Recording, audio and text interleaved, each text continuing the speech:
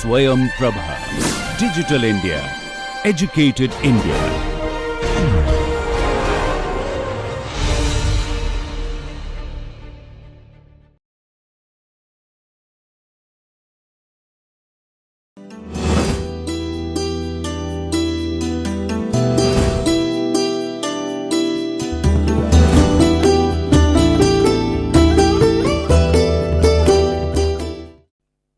Hello friends, welcome back to this NPTEL course on ESD, Education for Sustainable Development. Today we'll discuss about food security. So what would be the ESD's role for food security in our country, across the globe also. So now let us come to the slide that, like for example, it covers primarily one or two SDGs. One SDG, as we can see, SDG 1 advocates for end poverty in all its forms everywhere, and SDG 2 that advocates for zero hunger in global context. So as we can see, like for example, these are various dimensions of food security. Food security is that access to income, food, etc., then availability of the food, quality food, then stability to in the access, and the utilizations, food utilizations. And these are some kind of the varieties, as you can see the clippings, that is the food security for all, food security for all. And again here is that that is the how to remove the hunger, that means the balanced diet, everything, and high food security. Then that means how the pyramid, how the levels are there, like minimum to low to marginal food security to high food security. And the biggest challenge today is the food security. Biggest challenge in world at present is the food security. So how to achieve food security for all by 2030, and what would be the ESD's role? So that we'll be discussing. So before going into the depth, so now the global hunger index is there. Global hunger index is a tool that is to design primarily designed to measure the rate of hunger, that is the track the hunger both that means at all level, national level, regional level, state level, global level, etc.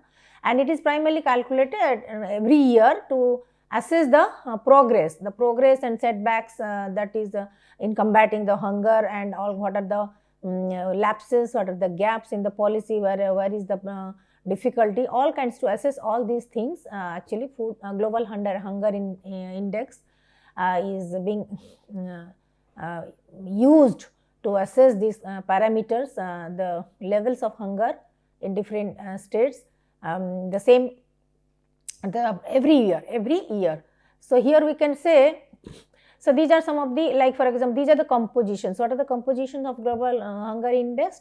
That is the these are the that is child mortality rate, primarily child mortality rate, child undernutrition, then the inadequate food supply. These are the primary domains. Then again under 5, child mortality under the age of 5, and again then child undernutrition, that is 1 to 3 years, then undernourishment.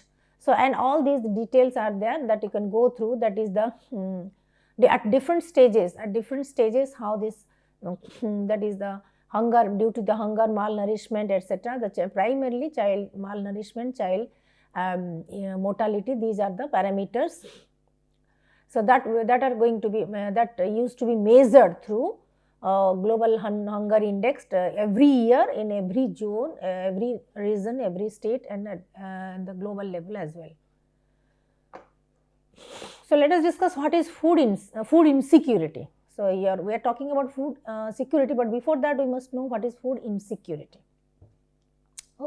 Okay, so the basic definition of food insecurity is that if at all the people, they don't have the physical, social, economic access to sufficient, safe and nutrition food which meets their dietary needs and the food preferences for an active and healthy life. This is the definition of food insecurity. So let us discuss about the food insecurity. That means the citizens, the people, if they are not being able to have the access to the physical, social, economic access to sufficient food, safe food and the nutritious food for their healthy development, healthy life, that is called the food insecurity. So food insecurity occurs primarily because of the many reason. So when the people there, they don't have the access to adequate nutrition food on regular basis, or for the healthy development, or maybe their lifestyle is not that active, and then they are sometimes it is also caused by the unavailability of the food, inadequate resources of the food, natural calamities are also some of the factors, okay, like the drought situation, then the natural disasters, the pandemic issues, so many things, which also causes the n number of factors that causes the food insecurity. So again, in order to measure the food insecurity, also another scale is there, that is called the food insecurity experience scale. So UNDP has already introduced it, the food insecurity experience scale. So through which, at what level, what type of that means food insecurity has taken place, because due to what reason, so that can be measured through this scale. So this is again that we have already discussed, that is food insecurity.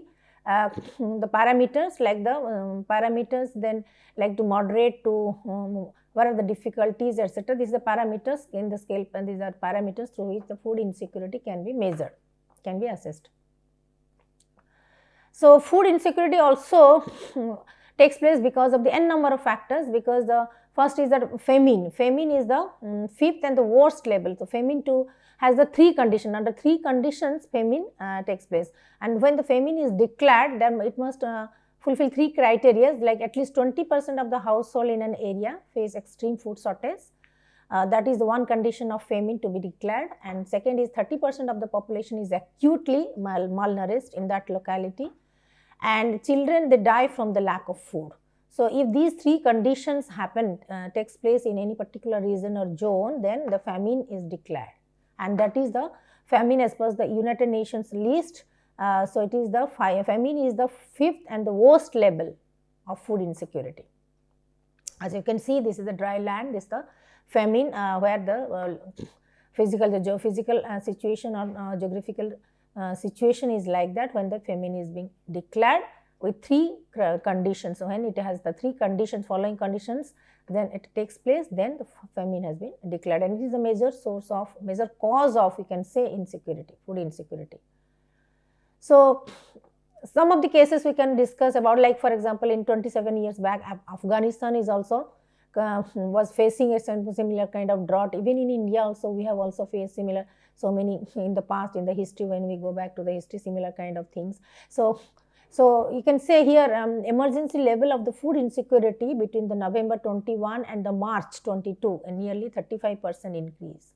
So here, as per the present assessment, that is emergency level of the food insecurity between November 21 to March 22, a nearly 35% increase from the same reason, from the same season. That is this is the present status of the food insecurity in India.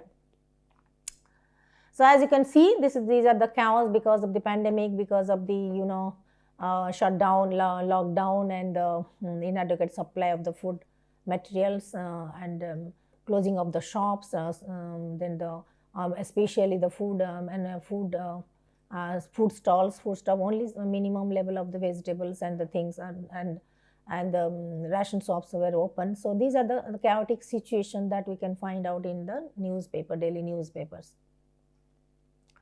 So now here is the global pandemic extracting. This is the clipping about the world hunger, status of world hunger during this pandemic. Pandemic will also worsen the child malnutrition, and it has already affected a lot in the rural sector.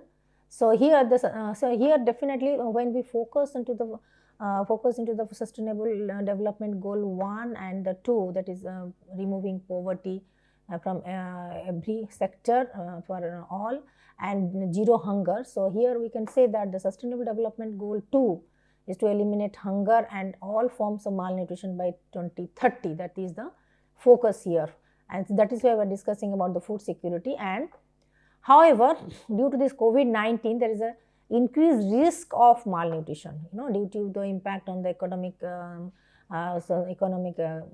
status, the economic situation in the country, impact of the social distancing, then full or the partial lockdown and quarantining and shutting down the shops, business houses, all kinds of the things. So the business, as because business goes went slow down, so it affected the economy of our country also. The economy is the backbone of any country.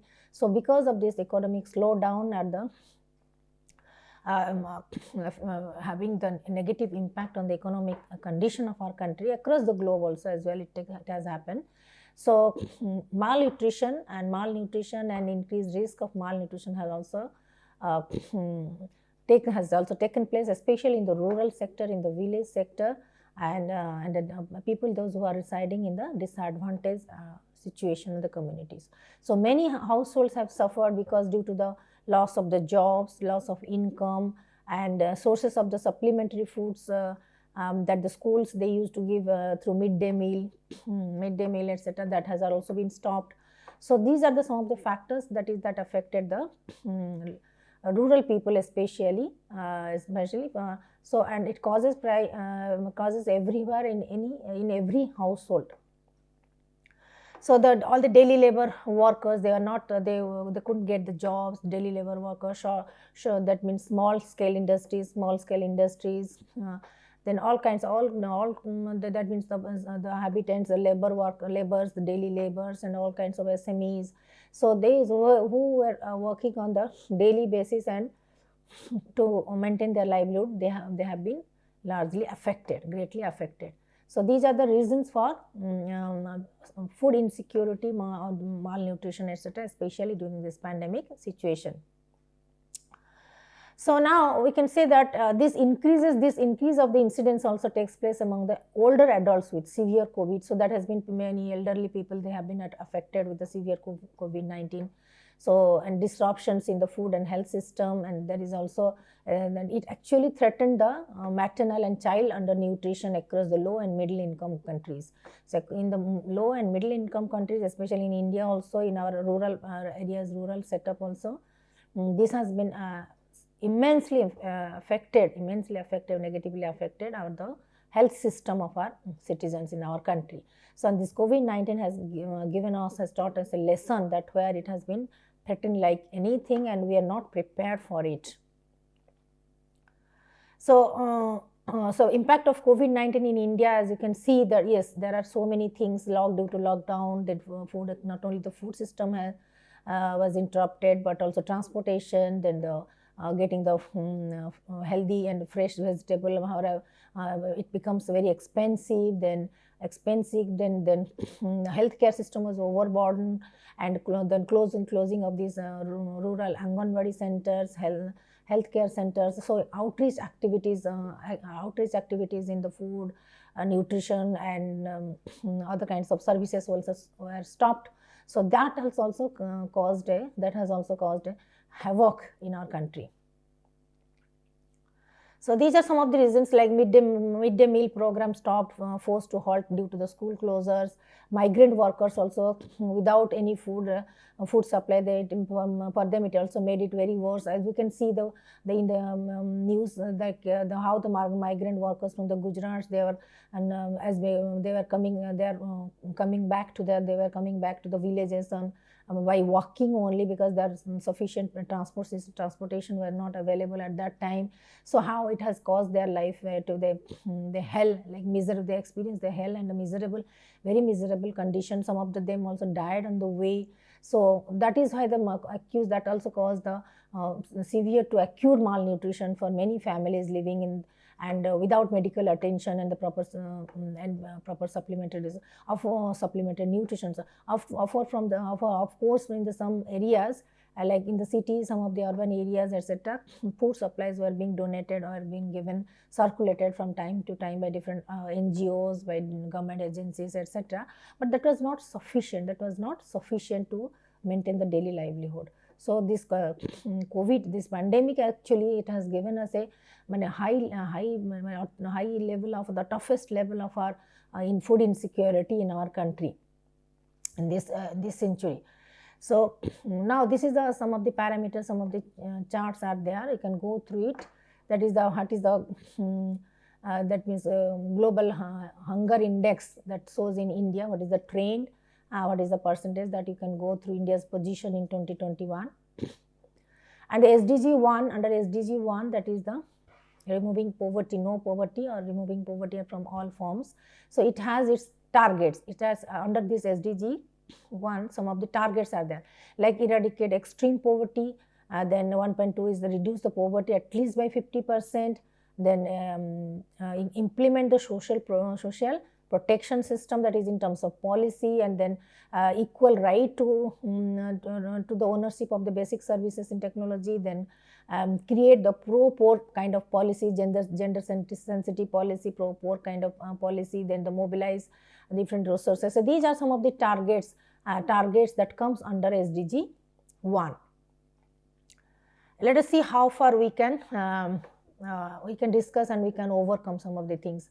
So key indicators of the poverty. Yes, we have analyzed about the food insecurities and causes, and during the pandemic what was the situation. Now let us explore what are the key indicators of poverty, why poverty takes place, what are the causes of it.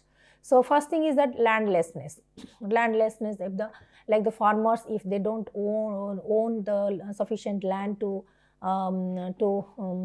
do the agricultural things, etc., to agricultural things, production, etc. So that is landlessness. That is because of the famine, because of the natural disaster. Maybe that the lands are also not being very productive and become barren in the due process, or maybe that they were actually the labor. They were also they were only actually working as the labor. They don't own or possess the land, sufficient land. So landlessness, that is one thing. Then tiny holding with the no irrigation. Even if you have the land, if there is no proper facility for the irrigation, etc., so you cannot also manage with even with the manure and the fertilization. Also, you can also cannot manage it. Expensive dependence of the household on the agricultural employment for the livelihood.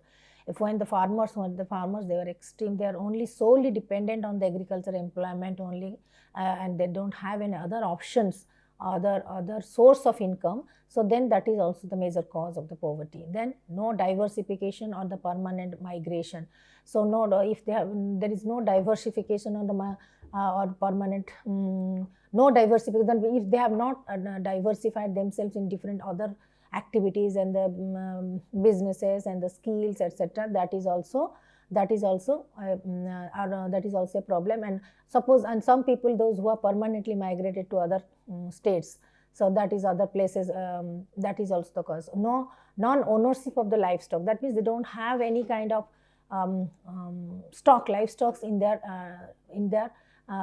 disposition, in their disposal. So that is also because they are always dependent on others for this livestock material. So that is another cause. If they don't own, suppose the farmers, if they have the rice and wheat and some of the basic livestock, then that can manage it. But if they don't possess it on daily basis, they are purchasing, buying and leading their lives, so that can also be a cause of the poverty, when they don't have any job and work to do, or the daily labor work also. So non-ownership of the other instruments of labor that would fetch the higher wages.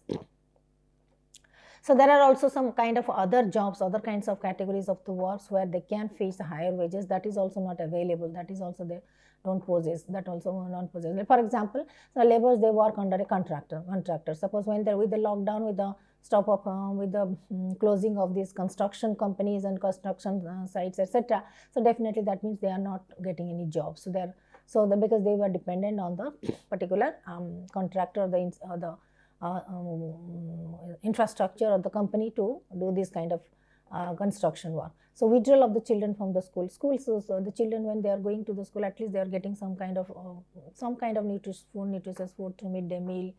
Also, or small children to the Anganwadis also, they were also getting. ICDS also was running the some of the programs. So, and sometimes what happens, sending the children for the work also. When the child labor is there, that means in the villages also, the parents, they send the children to the field, to the paddy field, the agriculture land, etc., to help their parents, etc. That is also another cause. So these are the key indicators of poverty. And besides this also, there are other indicators, key indicators of the poverty, why poverty takes place. So again, very poor housing condition, like unable to maintain it periodically, that is That means there is no guarantee, there is no food security on daily basis or weekly basis. So that is another condition. Like low, very poor, or the low socioeconomic status, that is people who are living below poverty line, etc., unable to source the credit beyond a limit, even if they can make the both ends meet through the credit, but again there are the limits of the credit limit, how long they can, how to what extent they can take. The large number of dependent on the households, like suppose it's a big family, large family, joint family with aging parents are there, elderly persons are there, that is also belonging to ST, SC and OBC communities also, they have certain setbacks in their communities also.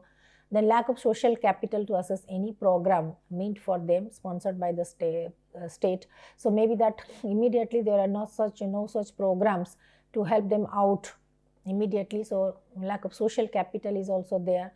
So that is another reason, and no other skill other than the agriculture labor or the skills that are not in demand.